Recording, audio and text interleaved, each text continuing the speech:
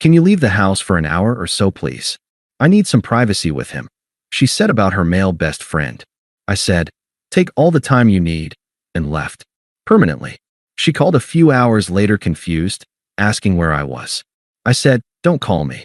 I need privacy too, and hung up. Hey viewers, before we move on to the video, please make sure to subscribe to the channel and hit the like button if you want to see more stories like this. Thanks. You know that specific kind of exhaustion you feel after a 50-hour work week? It's not just physical. It's a soul-deep heaviness where your brain feels like it's packed in cotton. That was me on Friday at 6:30 p.m. I pay the rent, all of it. I pay the utilities. I pay for the groceries. Elena, my girlfriend of 2 years, covers her student loans and fund money. I was fine with that arrangement because I wanted to build a future. I thought I was investing in a partner. I was wrong. I was subsidizing a disrespect factory. And the foreman of that factory was Greg. Greg was Elena's best friend. He wasn't the guy you worry about physically. He wasn't in shape. He didn't have money. And he still lived with roommates at 28. Greg's weapon was his fragility. He was a professional victim. A soft boy. He was always in a crisis. Always spiraling. And always needing Elena to talk him off a ledge that wasn't even there. I walked into the apartment, dropped my keys, and headed straight for the couch. All I wanted was silence, a pizza, and to not speak to another human being for 12 hours. Elena was in the kitchen, pacing. She didn't say welcome home. She didn't ask how work was. Greg is coming over, she said. I closed my eyes and exhaled. It's Friday. I'm dead on my feet.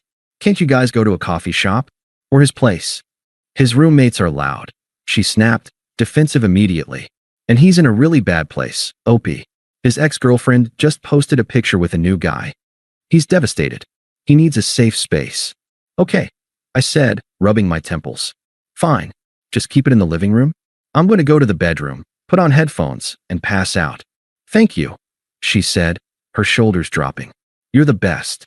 I went into the bedroom, shut the door, and collapsed onto the bed. I put my noise-canceling headphones on. I opened a book. I was trying to be the secure boyfriend. I was trying to be the guy who doesn't get jealous of the platonic best friend. 20 minutes later, the door creaked open. I took the headphones off. Elena was standing there, arms crossed, looking uncomfortable. But not uncomfortable for me. Uncomfortable at me. What's wrong? I asked.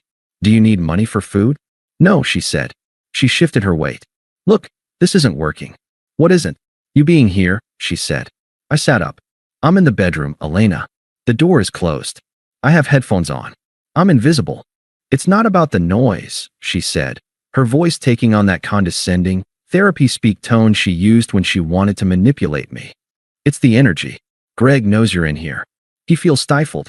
He can't fully release his emotions because he feels judged. He's intimidated by you, OP.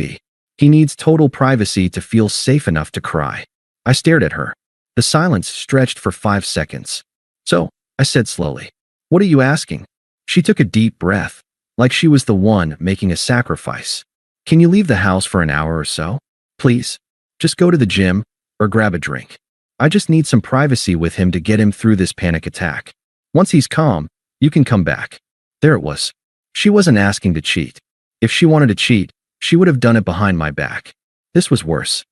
This was her looking me in the eye and telling me that my comfort in my own home, the home I paid for, was less important than Greg's need to perform his weekly emotional breakdown. She was evicting me from my own life to make room for another man. In the past, I would have argued. I would have said, this is ridiculous, and she would have called me toxic and unsupportive. We would have fought. I would have looked like the bad guy, and I eventually would have stayed, angry and resentful. But this time, the anger didn't come. Instead, a cold, mathematical clarity took over. It was like a switch flipped in a circuit breaker. Click. I looked at her. I saw the entitlement. I saw the lack of respect. And I realized that no amount of arguing would fix this. You can't negotiate desire, and you can't negotiate respect. Okay, I said. She blinked, surprised. Really? You're not going to make a scene? No scene, I said. He needs support, right? Exactly. She beamed, relieved. Thank you for being so understanding. You're being a really good ally right now. I stood up. I walked to the closet and grabbed my gym bag. But I didn't pack gym clothes. While she went back into the hallway to check on Greg, it's okay, he's leaving. I moved quickly and quietly. I grabbed my laptop. I grabbed my passport from the top shelf. I grabbed the folder with my birth certificate and social security card. I grabbed my external hard drive with all my work backups. I threw in 2 changes of underwear and my toothbrush. It took me 90 seconds. I zipped the bag. It looked like a normal gym bag. I walked out of the bedroom.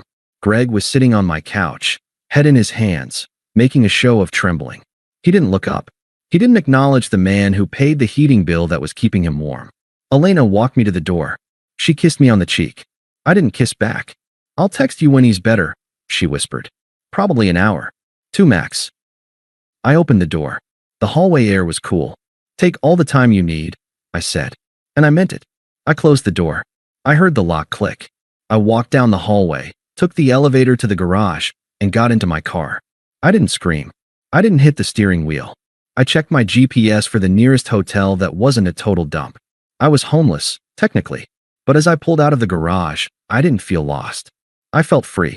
I drove 20 minutes to a business hotel near the interstate. It wasn't a luxury resort. It was one of those standard, beige places designed for traveling salesmen. It smelled like industrial lemon cleaner and air conditioning. But as I walked into the room and threw my bag on the bed, it felt like a sanctuary. I ordered a burger from room service. I took a long, hot shower without worrying about using up the hot water because Elena wanted to take a bath later. I turned on the TV and watched an action movie, loud, without being told to turn it down because Greg had sent a voice note she needed to analyze. For the first time in 2 years, I wasn't walking on eggshells. I wasn't managing someone else's emotional climate. I wasn't the supporting character in the melodrama of Elena and Greg. I checked my watch. 8:30 p.m. It had been 2 hours. The hour or so she asked for had come and gone. I checked my phone. No texts. No, "Are you okay?" No, "Thanks for doing this." Silence. It was funny. A part of me, the old part, the part that wanted to fix everything, waited for the apology text. I waited for her to realize how insane her request was. But the longer the silence stretched, the more the realization calcified in my gut. She wasn't worried about where I was because she didn't care. As long as I wasn't in the apartment interrupting Greg's monologue, I didn't exist. At 10:15 p.m., nearly 4 hours after I walked out, my phone finally lit up. Elena calling. I let it ring 3 times. I took a bite of my burger. I wiped my mouth with the napkin. Then, I answered. I didn't say hello. I just pressed the green button and held the phone to my ear. "Hey." Her voice was bright, almost chirpy. The background was quiet. "Where are you? I texted you like 20 minutes ago." "I didn't see it," I said. My voice sounded different to my own ears. Deeper. Detached. "Oh, well, Greg just left," she said, as casually as if she were telling me the mail had arrived. "He's feeling a lot better. He really just needed to cry it out, you know? He's such a sensitive soul. He absorbs so much negativity from the world. But I got him calmed down." "That's great," I said. Flat. "Yeah. Anyway, are you close? The fridge is empty. Can you pick up Thai food on your way back? I'm starving." Greg was too upset to eat, so I didn't want to eat in front of him, and now I'm dying. I closed my eyes and exhaled through my nose. There it was. The Thai food test. She kicks me out of my own home, spends 4 hours alone with another man, and then summons me back to bring her pad thai like I'm a glorified delivery driver. She didn't even ask if I had eaten. She assumed I was just hovering in the ether, waiting to be reactivated to serve her. "No," I said. There was a pause on the line. The chirpiness faltered. "No? What do you mean, no? Just get the one on 4th Street. It's on your way. Get the green curry." "I mean, no, I'm not getting food. And I'm not coming back." She laughed. It was a nervous, confused little chuckle. "What? Stop being weird. Where are you? Did you go to Mike's place? Stop joking. It's not a joke, Elena. You asked me to leave. So I left." Her tone shifted instantly. The brightness vanished, replaced by that familiar, condescending edge she used whenever I stepped out of line.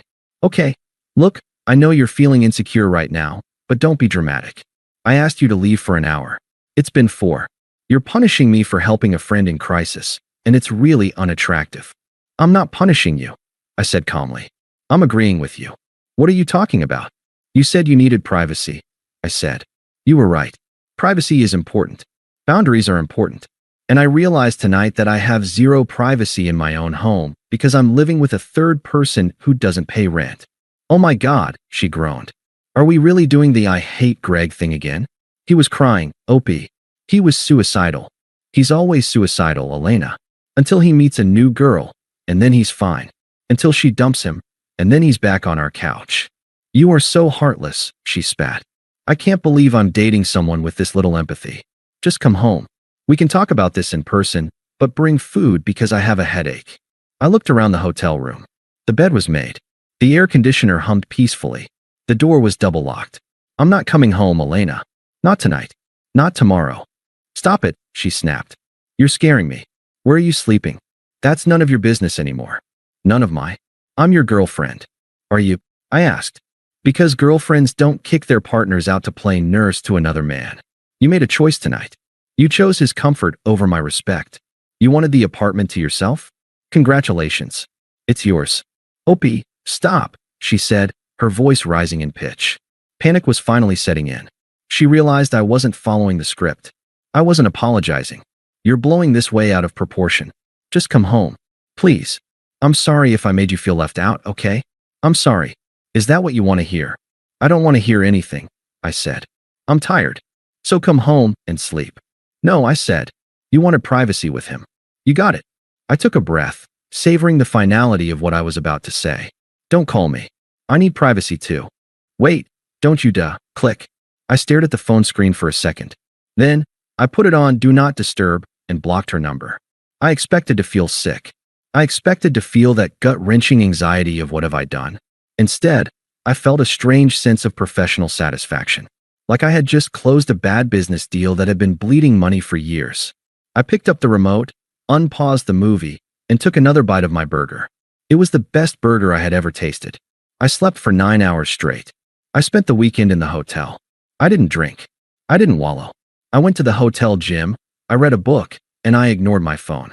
When I finally checked it on Sunday night, the notifications were a disaster zone. 17 missed calls. 42 texts. Elena had cycled through the entire spectrum of toxic grief. Denial. Stop joking around. It's not funny. Anger. You are being such a child. Grow up. Bargaining. I'll make it up to you. I'll tell Greg he can't come over for a week. Depression. I'm crying and I'm scared. Why are you doing this? Rage. Again, fine. Be an asshole. See if I care. I didn't reply to a single one. Responding gives them fuel. Silence starts the fire. Monday morning arrived. I woke up at 7 a.m. I put on a fresh shirt. Then, I called my boss. I need to take a personal emergency day, I said. I have a housing situation I need to resolve immediately. Do what you need to do, he said. He knew I never missed days. I knew Elena's schedule perfectly. She left for the boutique at 8:30 a.m. She took the subway, which meant she would be underground and offline for 40 minutes. Greg, being unemployed by choice, usually slept until noon at his own place, exhausted from the emotional labor of ruining my relationship. At 9 a.m. sharp, I pulled up to the apartment building. But I didn't bring a couple of buddies and a pickup truck. That's amateur hour. I brought a professional moving crew. 3 guys, a big truck, and a lot of shrink wrap. It cost me $800 for the minimum booking, but paying for speed and professionalism was worth every penny. I unlocked the door. The apartment smelled like stale wine and Greg. A faint scent of patchouli and unwashed clothes lingered in the living room. All right, I told the foreman. We are surgical today. I am pointing out exactly what goes. If I don't point at it, it stays. We moved efficiently. We took the 65-inch OLED TV I had bought for the Super Bowl. We took the Sonos surround sound system. We took the Breville espresso machine, my pride and joy. We took the Dyson vacuum. We took the Herman Miller office chair. I went into the bedroom. I packed all my clothes, my watches, and my shoes. I took the nightstands I had restored myself. I stripped the bed but left the mattress. It was technically hers, even if I bought it. Then came the moment of truth. I stood in the bathroom, looking at the supply closet. There was a fresh bulk pack of toilet paper I had just bought from Costco. There were boxes of smart light bulbs. There was the expensive laundry detergent. A petty man would have taken them. A petty man would have unscrewed the light bulbs just to make her sit in the dark. But I wasn't being petty. I was being indifferent. Leave it, I muttered to myself. Taking the toilet paper says, I am angry and I want to inconvenience you. Leaving it says, I am so far above this situation that I don't care about $50 worth of paper products. You are a charity case to me now. By 11:30 a.m., the apartment wasn't empty, but it was hollow. It looked like a staged model home that no one actually lived in. The soul of the place, the comfort, the tech, the stability, was in the back of the truck. All that remained were her IKEA lac tables, her decorative throw pillows, and the silence. I placed my key on the kitchen counter. Beside it, I left a note. I didn't pour my heart out. I didn't write a manifesto about betrayal. I wrote a business memo. Elena, since you need so much privacy for you and Greg, I've decided to give you the apartment permanently. I have moved out. The rent is due on the 1st. Good luck. Up. We're good to go, boss. The mover said, wiping sweat from his forehead. I took one last look around. I didn't feel sad. I didn't feel nostalgia. I looked at the empty wall where the TV used to be, and I felt like a tumor had been removed. I walked out, locked the door from the inside, and pulled it shut. I got in my car and followed the truck. I didn't look back in the rearview mirror. The fallout began at 1:30 p.m. I was sitting in a diner with my brother, eating a club sandwich, when my phone started vibrating so violently it nearly walked off the table. Elena calling. Elena calling. Elena calling. Then came the texts. What did you do? Where is the TV? How could you do this to me? I can't afford this place alone. Greg says you're a psychopath. Then came the flying monkeys. Her friends, whom I had fed, entertained, and DD'd for years, suddenly had a lot of opinions on my character. Sarah, best friend, you abandoned her? She's having a panic attack on the floor. You need to come back and fix this. Be a man. Mark, mutual friend, bro, leaving her with the rent is low. Even if you guys are fighting, you don't mess with someone's housing. I didn't argue. I didn't try to explain the nuances of the situation.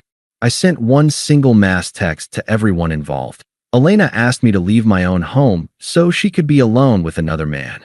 I respected her wishes and moved out. I am no longer financially responsible for her choices. Do not contact me again. Then I blocked them all, one by one. It was incredibly satisfying, but I wasn't done. Blocking numbers is emotional protection. I needed legal protection. I drove straight to the leasing office.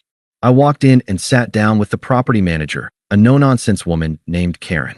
I need to break the lease for Unit 4B, I said, sliding a cashier's check across the desk. Karen looked at the check. It was for $4,800, 2 months of rent.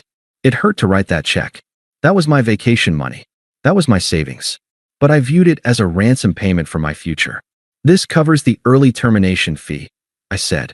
As of today, I have vacated the premises and surrendered my keys. Karen typed into her computer. Okay. This terminates the current lease agreement effective immediately. However, since Elena is still in the unit, she becomes a holdover tenant. She has 30 days to either vacate or sign a new lease in her name. She'll need to requalify on her own income, right? I asked. Correct, Karen said. She will need to show proof of income equal to 3 times the monthly rent. I nodded. She won't qualify. Then she will receive a notice to quit, Karen said simply. Understood. I walked out of that office lighter than air. I had paid a steep price for my freedom, but it was cheaper than a divorce 5 years down the line. I had legally severed the limb to save the body. The next 3 months were quiet for me. I focused on work. I started lifting heavy again. I slept like a baby. But news travels. Apparently, the honeymoon phase of Elena and Greg lasted exactly as long as the internet bill was paid. With me out of the picture, Greg stepped up. And by stepped up, I mean he moved his duffel bag into the space I cleared out. He told Elena he would help her manifest the rent money. He told her that my departure was a cosmic sign, that they were meant to be roommates. But reality is a brutal creditor. Elena needed $2,400 a month for the apartment. She made $3,200. After taxes and student loans, she had about $400 left for food and utilities. She needed a roommate who paid bills. Instead, she got Greg. Greg was great at crying about his childhood trauma at 2 a.m. He was not great at paying the electric bill. He was not great at doing dishes. He was not great at giving Elena space when she came home tired from work. By month 2, the power dynamic had completely inverted. Elena wasn't the savior comforting the sad boy anymore. She was a stressed-out woman coming home to a dirty apartment and a jobless man playing video games on her old, small TV because I took the OLED. The emotional connection. She claimed they had evaporated the moment she asked him to chip in for groceries. Greg, true to his nature, flipped the script. He called her controlling and materialistic, the exact same insults she used to throw at me. When the eviction notice finally hit because she couldn't cover the rent, Greg didn't fight for her. He didn't get a job at Starbucks to help out. He ghosted. He literally packed his bag while she was at work and went back to his parents' basement. He blocked her on everything. He left her with the debt, the eviction on her record, and the crushing realization that she had blown up a stable, loving life for a hallucination. She lost the apartment. She had to move back in with her mother in the suburbs, a 90-minute commute to her job. I heard all of this from Mike, who heard it from Mark, who had apparently unblocked me just to apologize. I didn't reply. I didn't feel happy about it. I didn't feel sad. I felt vindicated. The demolition was complete, and I was already building something new. It was a Tuesday evening in November, about 3 months after the lease break. I was leaving my gym, feeling good. My bank account had recovered. I had a date lined up for the weekend with a lawyer I met at a networking event, and I was in the best shape of my life. The stress cortisol that had pumped through my veins for 2 years was gone.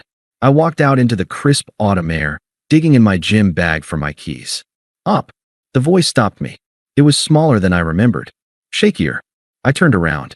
Elena was standing near the bike rack, shivering slightly in the wind. She looked rough. The glossy, put-together woman I had lived with was gone. She had lost weight, but not in a healthy way. She looked gaunt. Her hair was pulled back in a messy bun that looked like it hadn't been washed in days. She was wearing a hoodie I recognized, one of my old ones she had kept. "Hey," I said. I didn't smile. I didn't frown. I just stood there, waiting. "I've been waiting here for an hour," she said, wrapping her arms around herself. "I know you always do chest day on Tuesdays."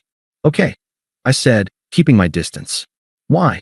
She took a step forward, her eyes welling up with tears. It was a look that used to work on me. It used to make me apologize for things I didn't do. Now, it just looked like a performance I hadn't bought a ticket for. "I miss you," she whispered. I didn't say anything. I just looked at her. "I messed up," she continued, the words tumbling out now, desperate to fill the silence. "You were right. About everything. Greg, he's a narcissist. He used me. He turned me against you.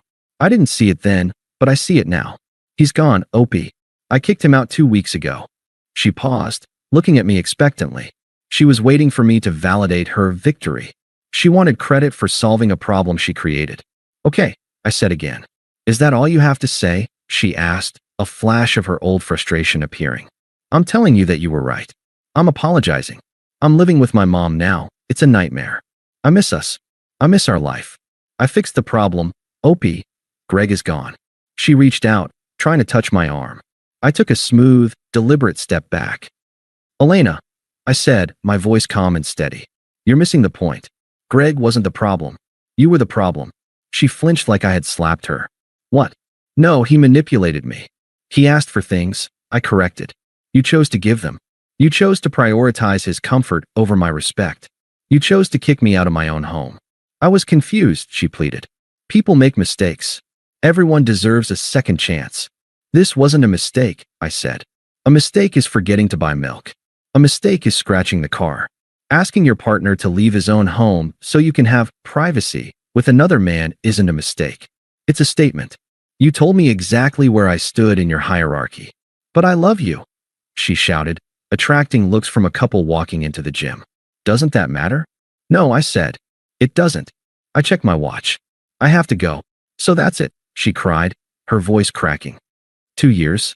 You're just going to throw it away because of one bad night." I opened my car door and looked at her one last time across the roof. I saw the desperation, the regret, and the fear of the consequences she was finally facing. "I didn't throw it away, Elena," I said. "I just left it where you put it, second place." I got in the car. I didn't slam the door. I just closed it. She stood there crying in the parking lot, looking small and irrelevant in the rearview mirror. I turned on the radio. A classic rock song was playing. I turned it up. I pulled out of the lot and merged onto the main road. I didn't look back. I had a date to get ready for. Thanks for watching. Make sure to subscribe to the channel and hit the like button. What do you think about this story? Share it in the comments.